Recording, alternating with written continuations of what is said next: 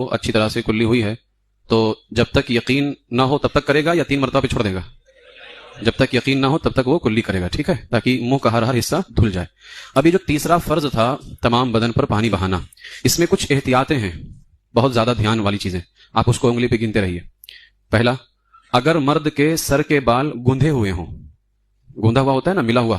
اگر مرد کے سر کے بال، یا عام طور سے جن کے بال بڑے ہوتے ہیں ان کو بھی یہ مسئلہ رہتا ہے کہ بال زیادہ ہونے کی بنیاد پر پانی ڈالتے ہیں تو پانی اندر جڑ تک نہیں پہنچتا ہے نا، تو اگر مرد کے سر کے بال گندھے ہوں یا بال کثرت سے ہوں، زیادہ ہوں، تو کہا گیا ان گندھے ہوئے بالوں کو کھول کر جڑ سے لے کر کے نوک تک پانی بہانا فرض ہے۔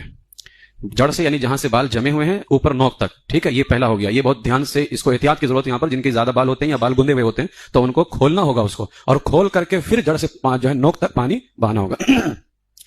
دوسرا ہے، اچھا یہ 21 احتیاطیں مرد عورت دونوں کے لیے ہیں۔ دوسرا ہے، عورت پر صرف جڑ تر کر لینا ضروری ہے، کھولنا ضروری نہیں ہے، یعنی جہاں سے بال جمے ہوئے ہیں صرف اس کو تر کر لے بس۔ ہاں اگر عورت کی چوٹی اتنی سخت گندھی ہے کہ بغیر کھولے اب عورت کے بال کی جڑیں تر نہیں ہوں گی تو اب اس کو چوٹی کھولنا ضروری ہے، ورنہ عورت کو اوپر نوک تک بھگانا ضروری نہیں ہے، جڑ تر کر لینا اس کے لیے کافی ہے۔ تیسرا، اگر کان میں، بالی یا ناک میں نتھ کا سوراخ ہو، نتھ یعنی جو ہمارے یہاں گاؤں میں بولتے ہیں نا نتھنی، ناک میں جو پہنتے ہیں تو وہ سوراخ اسی کے لیے بنائی جاتی ہے، تو کان میں بالی یا ناک میں نتھ کا سوراخ ہو اور وہ بند نہ ہو، اب اگر بند ہے تو کوئی مسئلہ نہیں، لیکن اگر بند نہ ہو تو اس میں پانی بہانا فرض ہے، سوراخ کے اندر پانی بہانا فرض ہے۔ وضو میں صرف ناک کے نتھ کے چھید میں، وضو میں صرف ناک کے نتھ کے چھید میں پانی بہانا فرض ہے،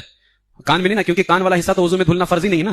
وہ تو مسا ہے، تو مسا تو سنت ہے، فرض نہیں ہے، تو وضو کے اندر اب لیکن وضو میں چہرہ دھلا جائے گا تو چہرے میں ناک ہے، تو وضو میں ناک والے سوراخ میں پانی بہانا ضروری ہے، اور غسل میں کان اور ناک دونوں کے سوراخ میں پانی بہانا ضروری ہے۔ اب جن کے یا عورتیں جو ہے اگر ان کے ناک میں یا کان میں سوراخ ہو تو ویسے ہی نہا لیتی ہیں، اندر پانی جا رہا ہے کہ نہیں جا رہا ہے کچھ پتہ نہیں، اس لیے اس کا احتیاط بہت ضروری ہے، اگر اندر پانی نہیں بہایا تو غسل نہیں ہوگا۔ نمبر